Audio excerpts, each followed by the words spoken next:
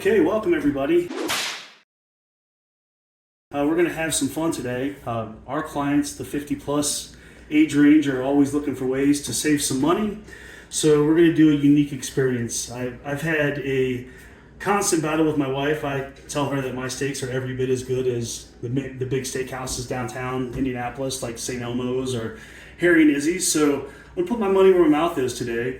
But I'm going to show you how you can save a bunch of money by doing this. So just to give you an example, this steak right here, this is about an 8-ounce filet mignon. It's a prime beef, so it's the best level of beef you can get. It's what they use at all the steakhouses downtown.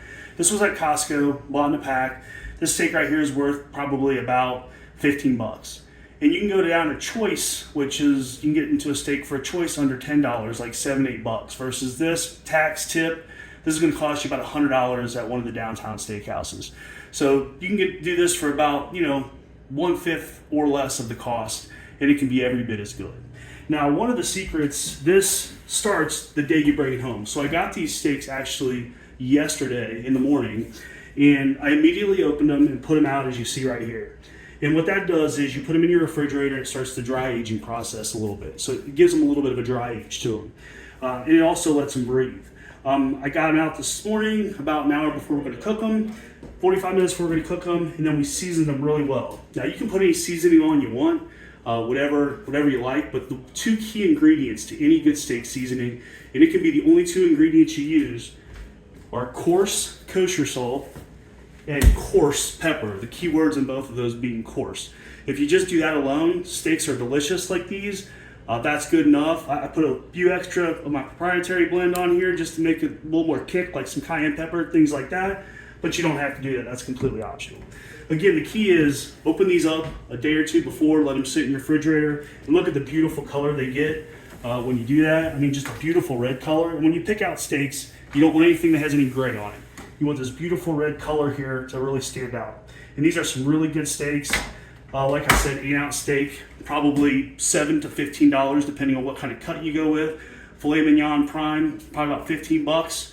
That's half a pound, about 30 bucks a pound. So you can, you and your spouse, you and your friend, you can go get a pound of this, 8-ounce. That's a really big chunk of meat. So perfect size meal. And again, like 1/5 the cost of a steakhouse. So now we're going to go out and we're going to start the grilling process. So this is our setup out here. This is called a Blackstone. It's just a griddle, really nice one. You don't need to use a Blackstone. You can use your grill at home.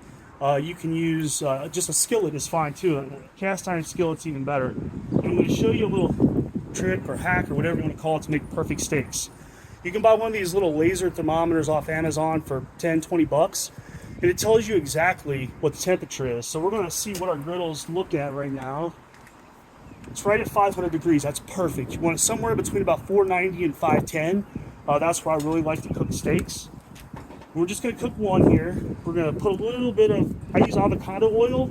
Use whatever kind of oil you want. Not that big a deal. Our steak. And then I like to set it in this little puddle of oil right there. We're just going to close the lid and let that cook for about 5 minutes.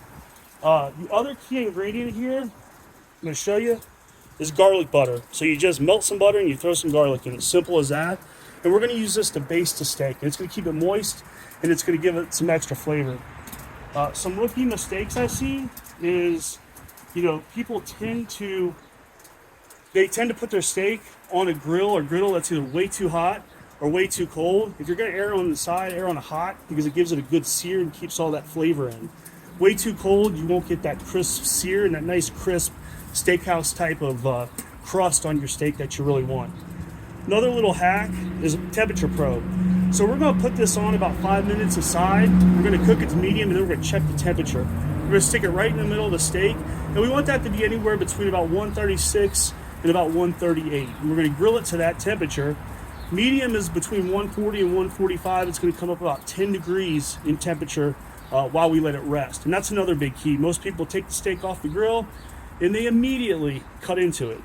You never want to cut into a steak right off the grill. You want to let it sit for 15 to 20 minutes after you make the steak because that's important to let the juices reabsorb. And that's, again, just some little tips and tricks that steakhouse use to make the perfect steak. And you're going to make it the perfect temperature. If you like it more medium well or medium rare, you can look up those temperatures and just use your probe, and it'll give you that perfect temperature every time. Okay, so our steak's been on here for about 5 minutes now, so we're going to check it. Now keep in mind, this is about a 2-inch thick steak. If you're, thinner steaks, like maybe only an inch, you wouldn't need to keep it on quite 5 minutes before you flipped it and checked it. But this is a 2-inch steak, so we're going to leave it on for at least 5 minutes. We're going to flip it. Then we're going to start checking the temperature after another 5 minutes. So after about 10 minutes, we might need it for another 1 or 2 minutes to get it up to medium. But we'll take a look at it right now and give it a little bit of a butter basting here. So, oh yeah, this is beautiful right now. It's coming along. It's got a nice crust on it. So we're going to give it look at that crust. Beautiful. So we're going to give it a little flip. And then we're going to add our magic ingredient, which is some garlic butter to it. Just get a nice coating of some garlic butter on there. And now we're just going to let it go again for another 5 minutes. We'll be back in 5 minutes to check out one more time. Okay, so here's what we've done. We sent one of our trusty employees out to one of the big steakhouses downtown. This is going to have an 8-ounce filet in it, and it's going to have a shrimp cocktail. This thing with tax and tip is going to be well over 100, 110 bucks. Then we're going to take my shrimp and my steak, which total cost for everything, and this is again a prime cut of an 8-ounce steak, so the same exact meal, and it was all done for under 20 bucks. And what we're going to do is we're going to compare, and we're going to see if you can make at home a steakhouse quality meal. All right, so here we go with the taste test.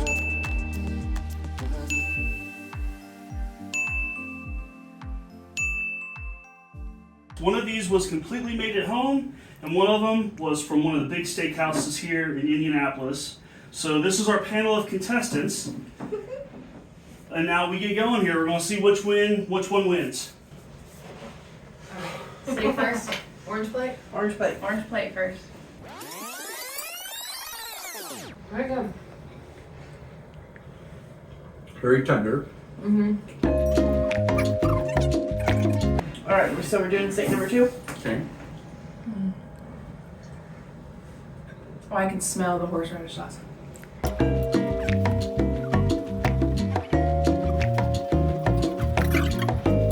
Oh, this is hard.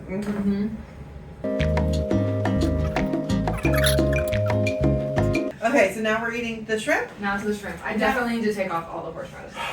Let's do it, guys. Ready? Okay. Yeah. Just get a little off this. I'm a wuss with spices, so. Okay, here we go.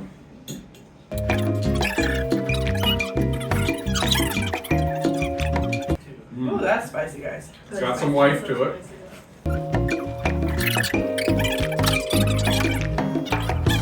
No one's had this one yet. Probably is hot. I'm gonna need a. We should have put a spicy. Lively on that one. Woo! My nose. No. I'm scared. Oh, my nose. I'm really fired. There's flavor for. Oh no. Hey, is there a napkin, by the way? I put my shrimp on the napkin. Okay, so for my steak number 1, I thought it was a bit paler. There wasn't a lot of char. I really enjoyed the char on the second steak. And I think the overall appearance for the second one and the flavor was much better for me. So I give steak number 2 a 9 out of 10, and I give steak number 1 a 7 out of 10. So I think steak number 2 won for me.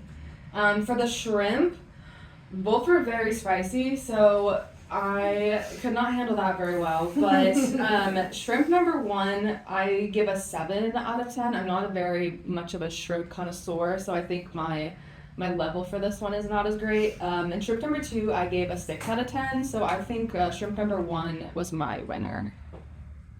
Okay. So steak, I thought both of them were actually very, very tender. So they got perfect scores on tenderness for both. I do feel the orange steak was a little bit less on the appearance side and could use maybe some more seasoning, salt, something to it. So scored a little bit less on the flavor side. So Overall score for steak number 1 on the orange plate is a 7 for me. Steak number 2, a little bit more char, the flavor, there was some seasoning there. Really, really tender. So that one for me hit home a 9. So very good. The shrimp, much like Macy, not a big shrimp fan. So really my shrimp goes on a scale of 1 to 5 for the scoreboard, or that 1 to 5 scale instead of 1 to 10. Both shrimp, spicy. The orange plate, not nearly as bad as this one over here. So that was a rough go with the spice level, but made it through. Appearance-wise, to me, they're equal. I don't know how much lively you can make it look, but the texture, whatever's going on in here, I think on the orange plate, that made it a little bit better for me. So on my kind of 1 to 10 scale, I'll give that a 5.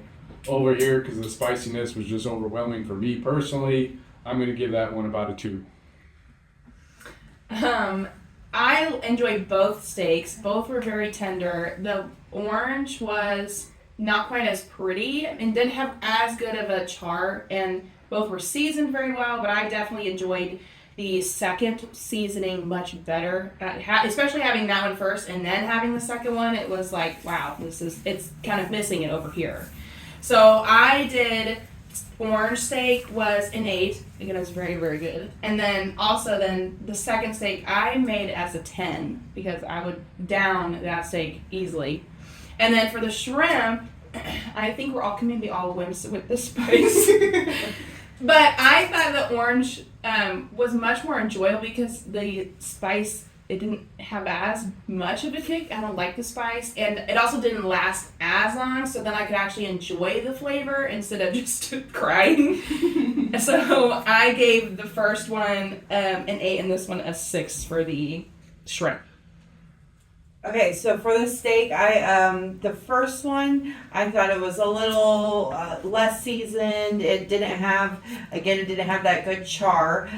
So the second one had a very good char. The flavor popped more. It was a little more tender to me. Like, even though the char on the outside, the inside was tender, and I really liked it. So I'm going with steak 2 as well. So the first steak, I gave an 8. The second steak, I gave a 10. And then for the shrimp, I actually liked the second shrimp better because I felt like that I liked the spice was like there, and it was like woo, and it really just gave it a lot more flavor, and I enjoyed the second one better. So I gave this one an 8 and this one a 9. So judges, overall, if you have to decide on one plate, what would the one plate be? 2. I enjoy the steak more, so I'd say this plate here, the steak won it for me. I would agree.